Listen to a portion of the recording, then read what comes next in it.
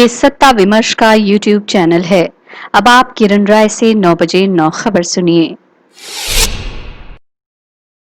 भाजपा के पूर्व अध्यक्ष और केंद्रीय गृह मंत्री अमित शाह ने कहा है कि बिहार में फिर से नीतीश कुमार के नेतृत्व में 2/3 बहुमत से राजग की सरकार बनेगी। शाह आज अपनी पार्टी के लिए बिहार में पहली वर्चुअल रैली बिहार जनसंवाद को संबोधित कर रहे थे। कोरोना महामारी और लॉकडाउन के बीच इस रैली को बिहार चुनाव के लिए भाजपा के प्रचार अभियान का आगाज माना जा रहा है। दिल्ली के मुख्यमंत्री अरविंद केजरीवाल ने कहा है कि उनकी कैबिनेट ने फैसला किया है कि कोरोना संकट तक दिल्ली सरकार के अंतर्गत आने वाले सरकारी और निजी अस्पतालों में सिर्फ दिल्ली के लोगों का ही इलाज होगा।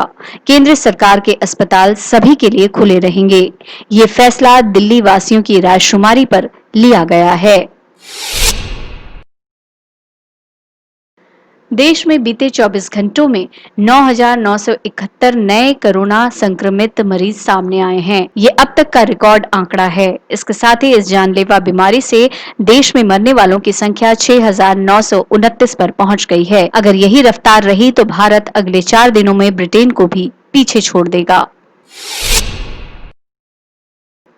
पूर्वी लद्दाख में सीमा पर तनाव खत्म करने को लेकर भारत और चीन के बीच लेफ्टिनेंट जनरल स्तर के सैन्य कमांडरों के बीच चर्चा हुई। इस बारे में विदेश मंत्रालय ने बताया है कि चीन शांतिपूर्ण तरीके से विवाद को सुलझाने के लिए तैयार हो गया है। इस बात पर सहमति बनी कि मसले का जल्द हल निकालने से रिश्ते आगे बढ़ेंगे। मानव संसाधन विकास मंत्री रमेश पोखरियाल निशंक ने कहा है कि स्कूलों और कॉलेजों को अगस्त 2020 के बाद फिर से खोला जाएगा। डॉक्टर पोखरियाल ने एक इंटरव्यू में कहा है कि संभवतः 15 अगस्त 2020 के बाद शैक्षणिक संस्थान खुल जाएं। इस बीच सभी परीक्षाओं के परिणाम घोषित करने की कोशिश की जा रही है। चीन ने कोरोना वायरस पर एक श्वेत पत्र जारी किया है। इसमें चीन की ओर से संक्रमण रोकने के लिए उठाए गए कदमों के बारे में जानकारी दी गई है।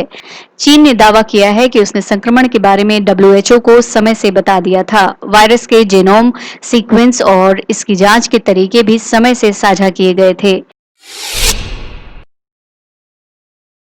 अमेरिका में अश्वेत जॉर्ज फ्लॉयड की मौत के बाद शुरू हुआ हिंसक प्रदर्शन थमने का नाम नहीं ले रहा है। इस बीच राष्ट्रपति ट्रंप के प्रदर्शनकारियों पर सैन्य कार्रवाई की धमकी वाले बयान के खिलाफ पेंटागन के सलाहकार जेम्स जूनियर मिलर ने इस्तीफा दे दिया है। रक्षा मंत्री मार्क एस्पर भी ट्रंप के विरोध में खड़े हो गए हैं। CII के अध्यक्ष उदय कोटक ने कहा है कि सरकार को नौकरी गंवाने वालों और 25,000 से कम सैलरी वालों को उनकी सैलरी के 50 से 75% तक पैसा नकद देना चाहिए। इसके अलावा कोरोना के कारण खराब हुए वित्तीय तंत्र को देखते हुए 6 महीने का मोरेटोरियम लेने वालों को ब्याज माफी भी दी जानी चाहिए। दुनिया भर के 140 से ज्यादा वैज्ञानिकों ने फेसबुक के CEO मार्क जुकरबर्ग से कहा है कि फेसबुक पर राष्ट्रपति ट्रंप को काबू में रखें। उन्होंने जुकरबर्ग से फेसबुक पर गलत सूचनाएं और ट्रंप के हिंसा को बढ़ावा देने वाले पोस्ट को रोकने के लिए कहा है।